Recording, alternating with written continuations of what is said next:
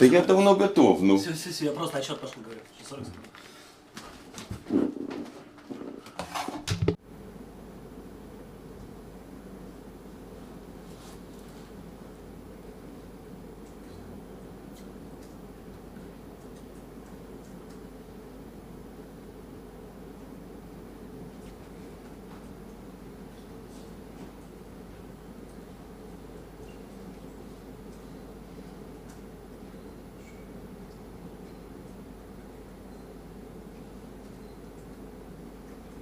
Добрий день, друзі. Вітаю вас на Good afternoon, dear friends. Welcome at our venue.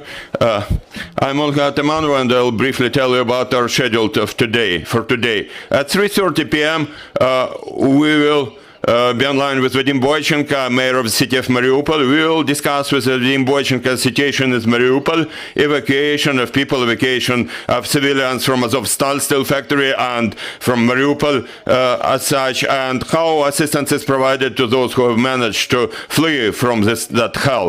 At 6 p.m. here in our studio, we'll have Olga Stefanishina, Vice Prime Minister for European and Euro-Atlantic integration of Ukraine, and also we'll have Pramila Patten, Special Representative of UN General Secretary for sexual violence in wartime, in war conflict time. And we'll discuss support and assistance for those victims of sexual violence during the war. And now I'd like to introduce our speaker. He's Vitaliy Stetsyk, commander of the 22nd Separate Brigade for protection of diplomatic and consular facilities of foreign countries in Ukraine. Mr. Stetsyk, you're welcome. We all know that diplomatic entities come back to Ukraine, so how it goes, how they're protected. Good afternoon. I would like to use this opportunity to tell you a couple of words about our brigade, which is involved in protecting diplomatic and consular facilities in the city of Kyiv. Since the very first days of full-scale invasion of Russian troops in Ukraine, the National Guard, as a component of the defense and security forces of Ukraine, has been engaged in resisting and repelling military aggression jointly with armed forces of Ukraine, military police, and other uniformed agencies. At the same time, according to Ukrainian laws, the National Guard has a number of other important duties, and one of such duties or responsibilities is protection of diplomatic representative offices, consular offices, and governmental facilities in the city of Kyiv. And protection of such diplomatic facilities is the responsibility of my brigade, 22nd Separate Brigade for protection of diplomatic and consular facilities. Every day, more and more diplomats arrive to the city of Kyiv, and they restore their operations here. I have to say that during all this time, while those diplomatic missions were forced to be out of Kyiv, all those diplomatic missions were protected, were guarded by our servicemen. And the main task of the martial law was to prevent any sabotage groups or other criminals from entering diplomatic facilities and making any provocations. And I have to say that our servicemen of the National Guard of Ukraine clearly implemented those assignments, and over all this time there has been no one trespassing in any one diplomatic mission or any damage to any property. Currently, the servicemen of our brigade, according to the brigade's responsibilities, are also to guard the premises of diplomatic missions and consulates of foreign countries against any trespassing or damage, against any violation of their operations, their decency, and implementing the mode of access control in diplomatic missions. Currently, our brigade's units are guarding more than 100 diplomatic missions and consular facilities. before that military aggression, each and every mission was guarded on parity terms according to the Article 47 of Vienna Convention of 1961.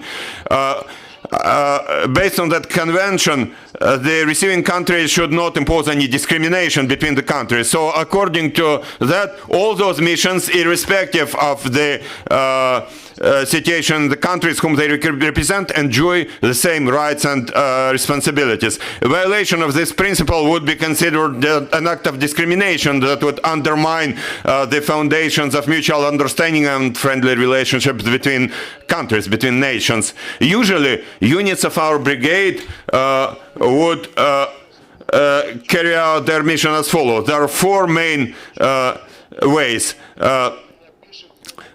Duty shifts, patrolling, walking or using vehicles,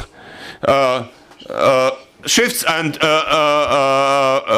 sentries and mixed mode. But since the beginning of this military aggression, according to our orders, we have reviewed the scheme of protection and defense of those facilities, and the number of servicemen has increased significantly, and we have only had those sentries with significant increase in the amount of our forces and increase in our rapid response teams on armored vehicles. The personnel involved in those activities has firearms, both short range and long range, and also they have got anti-tank tools to defend against any armored vehicles. During the guarding of diplomatic missions, many times our servicemen would help law enforcement agencies and the security service of Ukraine in fighting sabotage groups, and they were directly involved in capturing those groups, as well as capturing those artillery correction officers and destroying enemy's UAVs. But before the military aggression and at the beginning of it, diplomatic missions who cared about the security of their personnel evacuated, some of them evacuated to western Ukraine, to the city of Lviv and Lviv Oblast, while some other diplomatic missions move abroad. And in order to ensure security of the personnel of those diplomatic missions and their families, as well as diplomatic properties, our personnel would accompany their convoys toward the new locations of those diplomatic missions. And I have to say that we accompanied those convoys not only when they were leaving, but also now when they're coming back. We meet all of them. We meet some of them on the border. We meet some others in Lviv, and accompanied by the servicemen of the National Guard, they return to the capital city of Kyiv. Before the return of diplomatic missions, jointly with the monitoring groups from the security sector of those diplomatic missions, our officers from our brigade are working, and their task is to analyze the security situation in Ukraine and here in the city of Kyiv. By now, there have been more than 30 diplomatic missions who have returned to the city of Kyiv. By the way, now I had that number of 31, and now I have just received a message saying that one more diplomatic mission has returned to Kyiv, that the embassy of Lebanon, and now our servicemen transfer that facility to people from the diplomatic mission. I hope that soon the rest of those diplomatic missions will also return to their premises, to their embassies, and that they will renew their operations in the routine, usual mode. The whole civilized world has been helping us in in resisting the enemy, and diplomats play an important role in that. Due to efforts of diplomats, our country has been receiving assistance, weapons, humanitarian aid, and Ukrainian people, Ukrainian citizens who have been forced to leave their homes temporarily are accommodated abroad. All the time we look for new attitudes towards our staffing in order to improve professional skills of our staff and their moral level and skills for our servicemen to develop and improve in line with the situation that we now have during the wartime. On behalf of myself and our brigade servicemen, I would like to reassure all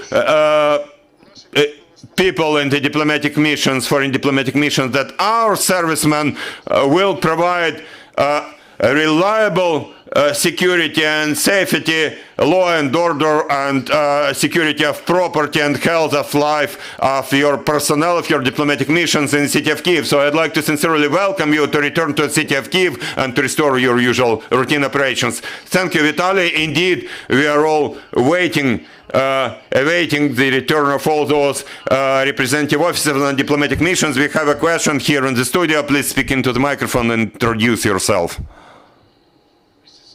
Thank you very much. We hear very good news, and all the embassies keeping come back, which means your city is getting well and people safe. That's good news. It's very good news for everybody's here. Obviously, and I got a questions for you. And do you know how many embassy move back right now, and how many you're expecting to move back, and how long does that take? And yeah, that's the first questions. And the second question is, thinking about the Russian embassy is still there, the properties is still okay, or still existed, or other things else? Thank you very much indeed. Thank you for your questions. So, regarding your first question, I already quoted the number, more than 30 missions, more than 30 missions have already returned. I already quoted, by the beginning of our briefing we had 31, and right now I received a message, I received information that also the mission of Lebanon has returned. So now we have 32 missions who returned. How many of them will return? Well, as I already mentioned in my speech, many missions have been now working. Many missions from various countries have been working jointly with my brigade's officers, learning situation, studying situation in the city of Kyiv, studying the situation around their missions in their respective parts of Kyiv, and we decide jointly with them how they would like us to continue protecting those facilities. Whether we should strengthen something, maybe some of them have some wishes, and I'd like to reassure you that we respond to all those wishes about protecting those diplomatic missions. We always are ready and willing to meet all their wishes from all those diplomatic wishes. Vitaliy, could you please, could we somehow provide journalists with some tentative, some numbers, how many missions we had before this full-scale invasion? We had 102. Most of them have left, but there were also even some missions who have not left. For example, the Embassy of Poland, their ambassador remained here. Papal nuncios remained here. There were missions who remained here for a long time, and the ambassador of Turkmenistan remained here for almost 1 month. Then he left for something like 1 week, and then he came back. And then there is the second question. Yes, the second question about the property of the Russian embassy. A good question. You have asked a very good question, but I will answer as follows. As I mentioned in my speech, we organize our service based on the parity and the Vienna Convention, and Article 45 of Vienna Convention of 1961 says as follows: the accommodating country, even in the case of armed conflict, shall secure the premises of that mission with its property and archives. And we are a law-abiding country. We comply with all international treaties. And even with this aggression of the Russian Federation against Ukraine, now we are protecting also the embassy of the Russian Federation, and there has not been any trespassing. It's in good order. And also there is a second facility, which is the residence of the ambassador, and it's also protected. Thank you, Vitaliy. Are there any more questions? No more questions? Then thank you for finding time and joining us here. Dear friends, I'd like to remind you that at 3:30 we'll have an online